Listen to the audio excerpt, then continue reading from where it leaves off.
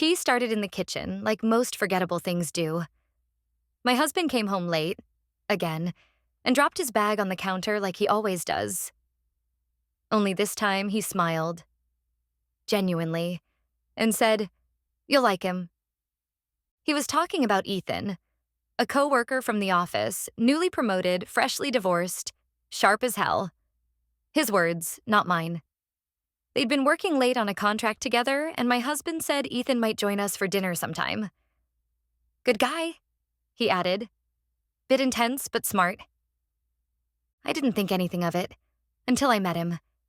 It was a casual night. No occasion. I wore what I usually wear when I don't want to seem like I'm trying. But something about Ethan's eyes made me wish I had. He noticed things my husband hadn't in years. Not just how I looked, but how I spoke, how I moved, how I paused in the middle of my own sentences. He listened in a way that made me feel like I existed outside of grocery lists and passive dinner talk. That night, after he left, I caught myself reapplying lipstick just to wipe it off. My husband was already asleep on the couch. The television still buzzed with the documentary about something none of us were really watching. I turned it off and sat in silence. And that silence felt louder than Ethan's voice. I wasn't looking for anything. I didn't want to cross a line. But something in me had tilted, barely, but enough to notice. He texted my husband the next day, said thanks for dinner, said I was charming. My husband showed me the message with a grin. Told you he'd like you. He didn't know how much. What started that night wasn't a plan. It was a shift. And once it happens, you can't undo it. You just feel the weight of something new growing between what you say and what you actually feel. I still cooked dinner, still folded laundry, still asked my husband about his day. But the pause before I said, "How was work?" grew longer each time, because part of me already knew what I wanted to ask instead. "How was Ethan?" The second time I saw Ethan, it wasn't planned. At least not by me. My husband had invited him over to help with the garden lights. Something small, an excuse to spend time together outside of work. It was a warm evening. I made lemonade.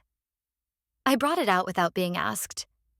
Ethan said thank you like it actually meant something.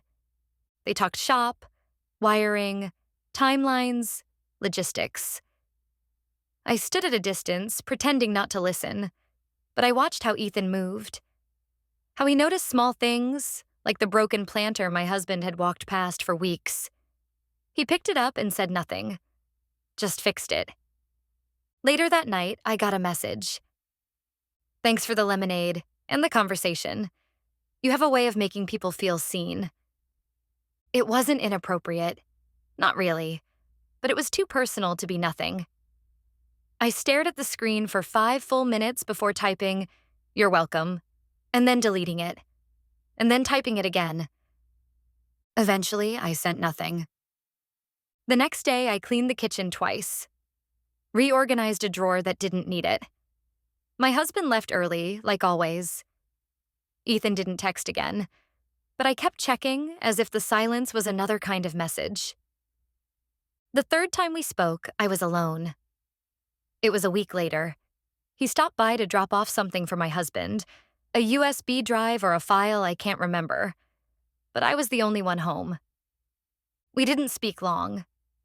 Just long enough for there to be too many seconds between our words. Long enough for eye contact to stretch and linger, and carry more weight than it should. He didn't ask to come in. I didn't invite him. But the air between us thickened. When he left, I stood at the door longer than necessary. I didn't feel guilty. Not yet. I felt awake. More awake than I had in years. And that was the problem. That night, I didn't sleep well. I lay beside my husband and counted his breaths. Tried to remember the last time he touched me without distraction. The last time I felt like more than a fixture in the house we built together. I told myself nothing had happened. I told myself there was still a line, and it was intact. But my thoughts? They had already crossed it. And Ethan knew it. It happened on a Thursday. Late. My husband had gone to a conference 2 states over. One night? Just one. I wasn't expecting anything, not really. I'd planned to read, maybe clean, maybe feel sorry for myself in private like I sometimes did when he was gone. Around 8 p.m., I got a message from Ethan. Just a question. Harmless on the surface. Do you ever wonder if you're living the wrong life? I stared at it, not because it shocked me, but because it didn't. I didn't answer. But 20 minutes later, I texted back, "Do you?" He didn't reply, not with words. He knocked on my door at 9:12 p.m. I opened it. There was no kiss, no grand gesture, just two people standing too close in a hallway filled with silence. He looked at me the way people do when they're already apologizing. Not for what they've done, but for what they're about to do. We talked. That's all. For hours. He told me about his divorce, about how the papers weren't the hardest part. It was how quickly people stopped asking him how he was doing. He said he admired how my husband always seemed grounded, confident, like someone who knew exactly what he had. I laughed. A quiet, bitter kind of laugh. Then I told him the truth. That my husband was grounded because I held the weight beneath him. That I was the structure behind the scenes. The one who bent so he could stand tall.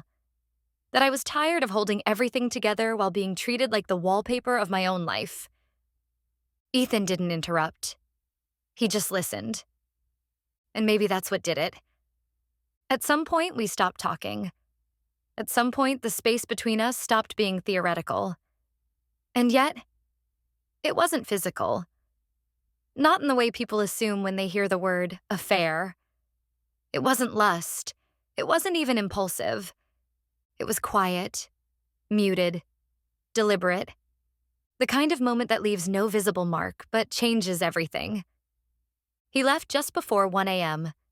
No one saw him. The next morning, my husband called. Said he missed me. Asked if I'd watered the plants. I told him yes. I told him I missed him too.